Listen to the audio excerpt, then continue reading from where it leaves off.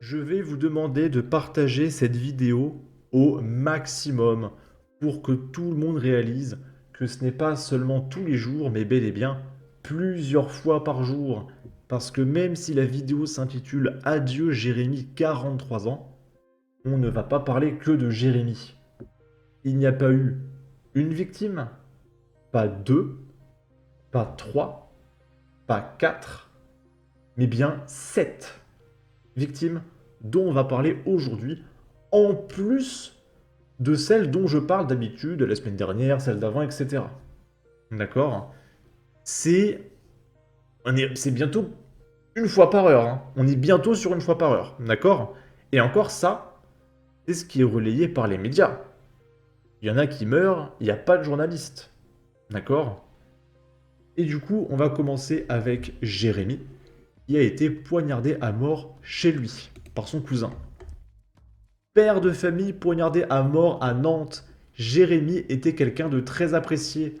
Le décès brutal sous des coups de couteau de Jérémy Marchand ce samedi 18 mai à son domicile dans les quartiers nord de Nantes, Loire-Atlantique, peine tous ceux qui ont côtoyé ce père de famille de 43 ans. Et là, il y a un paywall, du coup, on va passer sur l'Est républicain. Un homme de 43 ans a été tué à son domicile dans la nuit de vendredi à samedi à Nantes. Un de ses cousins, sans antécédent judiciaire, a été placé en garde à vue pour homicide volontaire, a-t-on appris ce samedi auprès du parquet. Les premières constatations mettent en évidence la présence d'au moins 2 plaies par arme blanche, dont une au thorax, a précisé le procureur de la République Renaud Godeul dans un message sur WhatsApp. Une autopsie sera rapidement pratiquée, a ajouté le magistrat. Il a été tué dans sa chambre. Selon Renaud Godeul, les faits se sont déroulés dans le quartier de Nantes-Nord. Les services de secours, appelés peu après 4 heures du matin, n'ont pas pu réanimer la victime.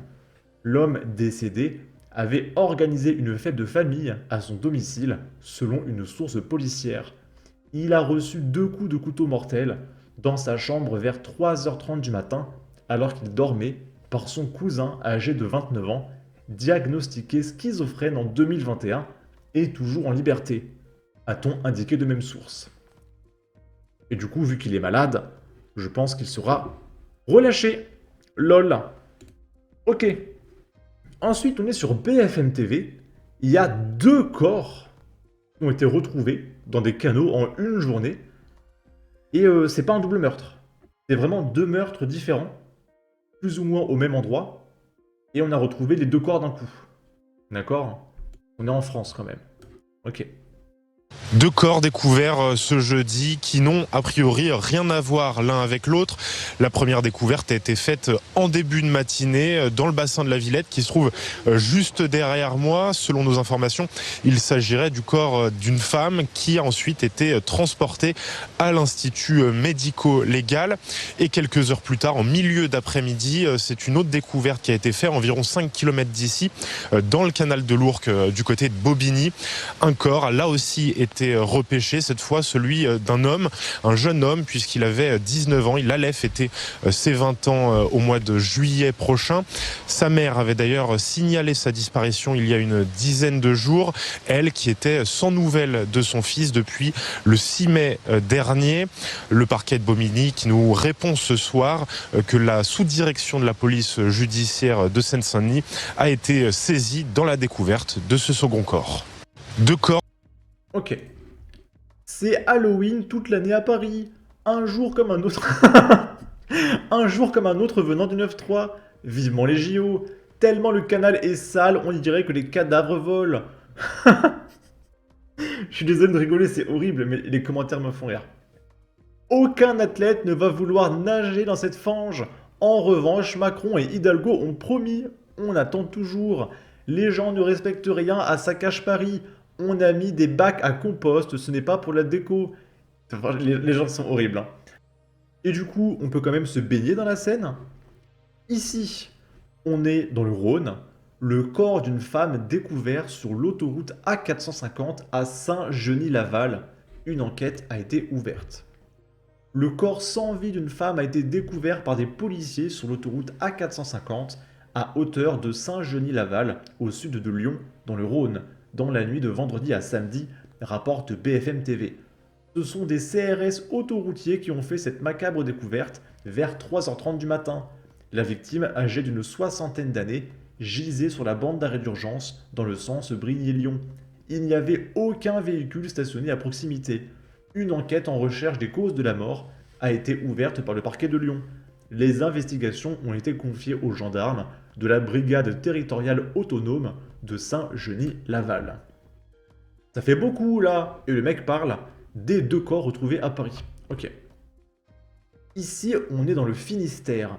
Un policier de 54 ans du commissariat de Brest a mis fin à ses jours. Un policier de 54 ans, brigadier chef, affecté au commissariat de Brest Finistère, s'est donné la mort à son domicile ce vendredi, a appris Actu 17.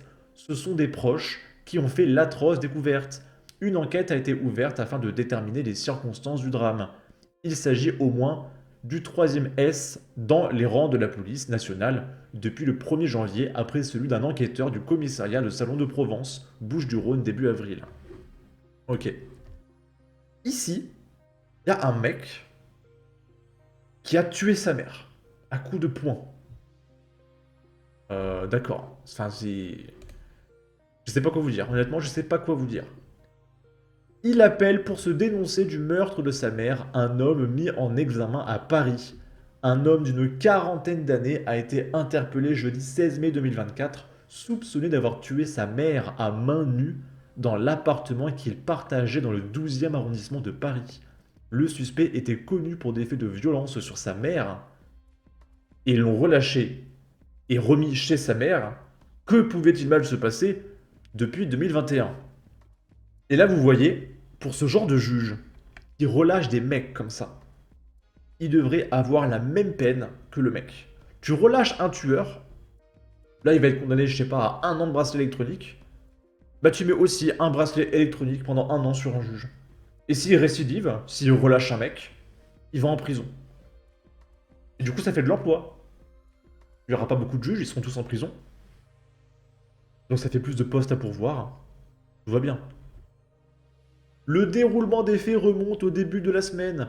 Le mardi 14 mai 2024, un homme a appelé la police pour se dénoncer du meurtre de sa mère à coups de poing.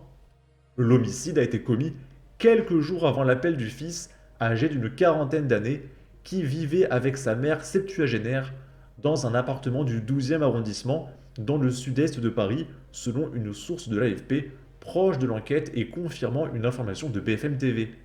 Déclaré irresponsable pénalement en 2021. À leur arrivée sur les lieux, les policiers ont découvert la victime avec de nombreuses traces de coups sur le visage.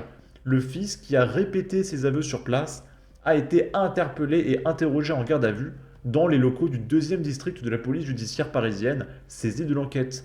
Il a été mis en examen ce jeudi 16 mai, rapporte encore l'AFP. L'homme était connu pour des violences sur sa mère, notamment un épisode en 2021 pour lequel il avait été déclaré irresponsable pénalement et hospitalisé à l'infirmerie psychiatrique de la préfecture de police, a poursuivi la source proche. Son état de santé a 7 fois été jugé compatible. Il va mieux. C'est le juge selon son humeur. Bah des fois le mec il est malade, des fois il va mieux, c'est bon. Mais il y a complicité de meurtre là. Il y a complicité de meurtre. D'accord ? Avec une mesure de garde à vue à l'issue de laquelle il a été présenté à un juge d'instruction qui l'a mis en examen avant son placement en détention provisoire, a conclu la source proche de l'enquête. Ok. Et pour finir, 7e meurtre, on est à Angers. Il y a un SDF qui s'est fait planter. Nous en savons un peu plus sur le meurtre d'un sans-abri âgé de 31 ans, retrouvé par les pompiers à l'intérieur d'un immeuble en réfection, place du Chapeau de gendarme à Angers, dans la nuit du 16 au vendredi 17 mai 2024. Une information judiciaire ouverte. Le mis en cause, un homme de 35 ans, encore présent sur les lieux lorsque les secours sont arrivés, a été déféré ce samedi 18 mai au parquet d'Angers, qui a ouvert une information judiciaire du chef de meurtre, a indiqué le procureur de la République d'Angers, Éric Bouillard. L'enquête a été confiée à la division de la criminalité organisée et spécialisée d'Angers. Le mis en cause nie les faits qui lui sont reprochés, dans l'attente d'être présenté au juge des libertés et de la détention, avant que sa détention provisoire ne soit examinée. Au cours de la semaine prochaine, il a été incarcéré. Les résultats de l'autopsie attendus. Les résultats de l'autopsie de la victime, pratiquée vendredi 17 mai 2024, sont encore attendus. Elle devrait permettre de préciser les causes du décès. Selon le procureur de la République, les premières constatations laissent penser à de multiples coups, dont certains donnés avec un objet identifié précisément, sans donner davantage de précision.